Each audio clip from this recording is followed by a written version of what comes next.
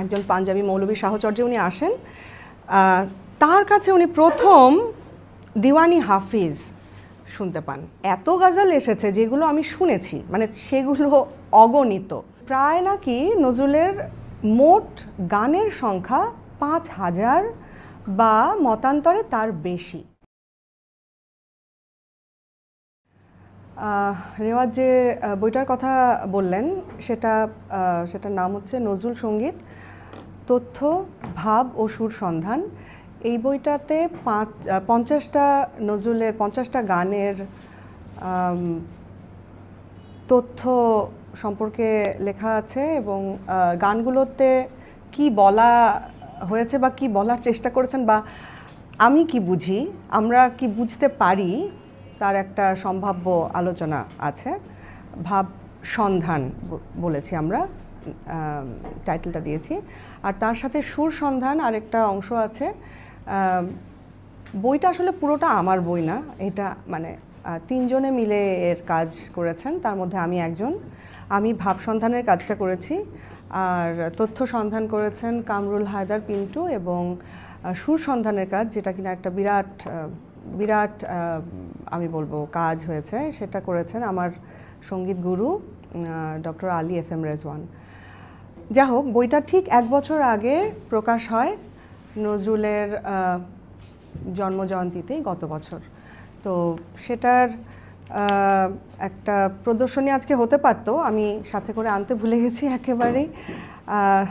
একটুখানি তো নার্ভাস ছিলাম আমি আপনাদের সামনে এমন একটা বিষয় নিয়ে কথা বলবো, যেই বিষয়টা নিয়ে আমি এভাবে এর আগে কখনো কথা বলিনি। আর বইটা নিয়ে কাজ করতে গিয়ে যে খুব গজল নিয়ে কাজ করেছি তা না, একটুখানি কাজ হয়েছে, কারণ ওই ৫০টা গানের মধ্যে ৩টা গজল ছিল। তো সেই কারণে আমি একটুখানি ওই সময়টাতে গজলটা কি, নজরুলের গজলটা আসলে গজল কি না, এইটা নিয়ে একটুখানি ভাবনা চিন্তা করার অবকাশ পেয়েছিলাম।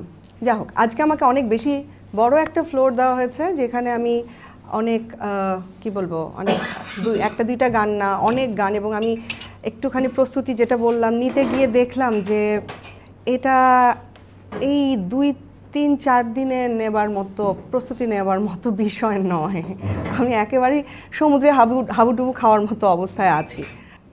আমরা তো জানি যে নজরুলের যে গজলের যে মানে তিনি যে গজলটাকে আমাদের সামনে আনলেন এবং আমরা যেভাবে তাকে বরণ করে গজলকে উদযাপন করে এতদিন পর্যন্ত তার গজলকে টিকিয়ে রেখেছি, প্রায় ১০০ বছর হতে যাচ্ছে বলবো। নজরুলের গজল না, এটা আসলে বাংলা সাহিত্যে রচিত সার্থক গজল আমি বলতে চাই। এর আগে একজন চেষ্টা করেছিলেন বটে, আপনারা জানেন, অতুল প্রসাদ সেনের রচিত, সম্ভবত মানে আমি বইপত্রে দেখলাম ৬টা গজলের কথা আছে। ৬টা গজল উনি সম্ভবত লিখেছেন, মানে বাংলা ভাষায় উল্লেখ করার মতো অতুল প্রসাদ সেন প্রথম আর কি গজল লেখেন। তার একটা গজল আমরা মানে যেটা আমরা শুনি, জল বলে চল মোর সাথে চল, তোর আঁখি জল হবে না বিফল, কখনো হবে না বিফল। ৬টার মধ্যে এটা একটা যেটা প্রায় শোনা যায়। অতুল প্রসাদ সেনকে আমরা অবশ্যই মানে ক্রেডিট দিব, কিন্তু শেষ পর্যন্ত যার নাম বলতেই হয় নজরুল, তিনি নাকি কয়েকশো গজল লিখেছেন। আমি ঠিক সংখ্যাটা বলতে পারবো না কয়েকশো, কিন্তু বইপত্রে যা পাই কয়েকশো গজল লিখেছেন।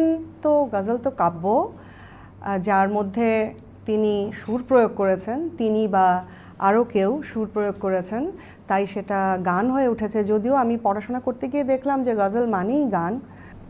যেটা বলছিলাম, অনেক গজলের মধ্যে নজরুলের সুর দেওয়া নাই, এই কথাতে আমি অন্যদিকে চলে গিয়েছিলাম। আমি বলতে চাচ্ছিলাম যে উনি অনেক গজল রচনা করেছেন যেগুলো মানে পাওয়া যায় যে মানে কবিতা হিসেবে পাওয়া যায়, যার সুর পাওয়া যায় না।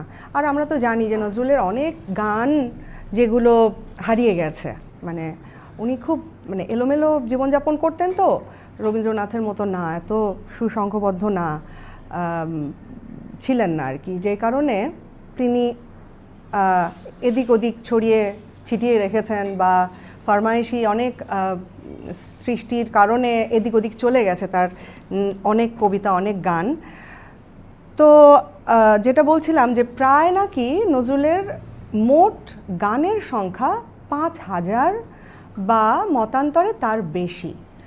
মোট গানের সংখ্যা বলছি, তার মধ্যে থেকে কয়েকশো গজল আছে। তার মধ্যে থেকে কিছু গজলের সুর পাওয়া যায় না, কিছু গজলের সুর পাওয়া যায়। যেগুলো সুর পাওয়া যায় তার মধ্যে থেকে কিছু গজল গাওয়া হয়। তো আমি যেই নাড়াচাড়াটা করেছি গত কয়েকদিন, তাতে করে আমার কাছেই এমন এত গজল এসেছে যেগুলো আমি শুনেছি, মানে সেগুলো অগণিত। আমার খাতা আমি ভরে ফেলেছি। আমি নিজে পড়াশোনা করেছি যখন শিক্ষার্থী হিসেবে, তখনও আমি কখনোই জীবনে নোট করিনি, কিন্তু আমি দেখছি যে আমি এবার দেখলাম যে নোট করতে করতে আমার খাতা ভরে যাচ্ছে, এবং তারপরে ভাবলাম যে আমি সব ভুলে যাচ্ছি, তাই আমি লেখা শুরু করলাম এবং লিখতে গিয়ে ভাবলাম যে আমি কিভাবে এটাকে উপস্থাপন করব। যা হোক, শেষ পর্যন্ত আমি এখানে এমন একটা খুব এলোমেলো অবস্থায় এসে পৌঁছেছি যেখানে আমি বলতে চাচ্ছি যে নজরুল এই যে গজল লেখা শুরু করলেন, সেটা কোথা থেকে, কেমন করে, মানে সূত্রপাতটা কোথা থেকে হলো। একটুখানি ব্যাকগ্রাউন্ড যদি দেখি নজরুলের, এটা অল্প করে বলে আমি সামনের দিকে যাব। নজরুল জন্মেছেন 1899 সালে, আমরা জানি। 1915 থেকে 17 পর্যন্ত উনি যেই স্কুলে পড়েছেন, সেই স্কুলে উনি একজন ওনার নাম হচ্ছে মৌলভী হাফিজ নুরুন নবী।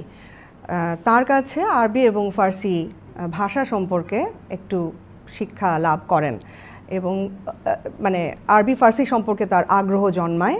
একেবারে প্রাথমিক কিছু জ্ঞান তার হয় এই দুটি বিদেশি ভাষা সম্পর্কে। এবং তারপরে উনি তো নাকি পরীক্ষা টরীক্ষা বাদ দিয়ে পালিয়ে যান, স্কুল পালিয়ে উনি 1917 সালে চলে যান করাচিতে।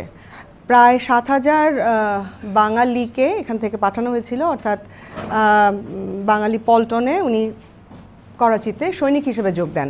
এবং সেইখানে লক্ষণীয়, সেইখানে ওনার সাথে পরিচয় হয় একজন পাঞ্জাবি মৌলবীর সাহচর্যে উনি আসেন।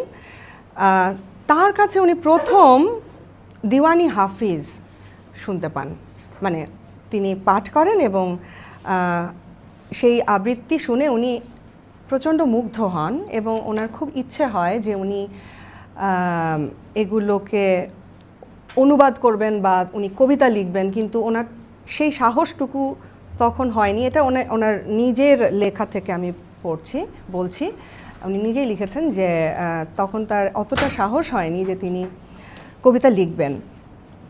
কিন্তু ওই সময়টাতে তিনি ওই মৌলবীর কাছে, পাঞ্জাবি মৌলবীর কাছ থেকে প্রায় নাকি, এটা উনি বলছেন, উর্দু সাহিত্যের, ফার্সি সাহিত্যের প্রায় প্রায় সব কবির কবিতা শুনে ফেলেছিলেন, এটা উনি বলছেন। এবং উনি আগ্রহ থাকার কারণে উনি একটু একটু করে শিখতে শিখতে বোধহয় পড়েও ফেলেছিলেন।